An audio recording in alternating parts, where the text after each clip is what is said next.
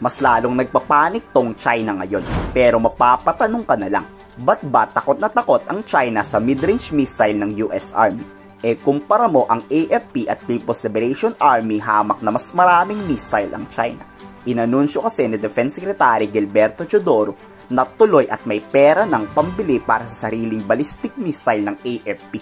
Dagdag to sa BrahMos missile na hawak na ng Philippine Army. Hindi ba pwedeng lahat iaasa sa Amerika? Dapat tayo rin may kakayahan makipaggera. Ang mas kinababahala pa ng China, hindi lang mid-range missile ang balak bilhin ng militar, kundi yung mas capable pa sa digmaan, yung pangdiinan ba.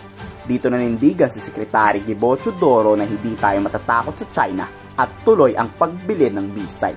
Huwag nyo kaming diktahan. China said that we should not go down that wrong path. Dahil ito raw stoking... I think the whole world knows who is on the right path and the wrong path. Definitely, we cannot take advice from people who distort the truth. And nobody believes them anyway. No. So I think it's a waste of airtime to broadcast the claims of China because only their leadership believes in what they say anyway. Regardless of what they say, we will proceed with our capability upgrades. We have the force of international law on our side, not merely Philippine law.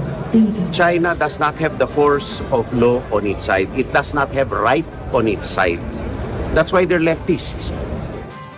Laki ng galit ng China kay Defense Secretary Gilberto Teodoro. Lahat kasi ng plano ng Secretary Gibo na pagpapalakas ng war offense ng AFP tinutulan ng China. Sa pahayag na ginawa ng Chinese Foreign Ministry, ang Typhoon missile ay pagpapalala lang daw ng tensyon.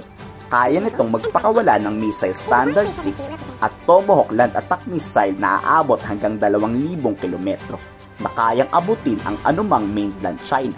中导系统这一战略性 进攻性的武器，是配合域外势力制造地区紧张对立、挑动地缘对抗和军备竞赛的挑衅和危险行动，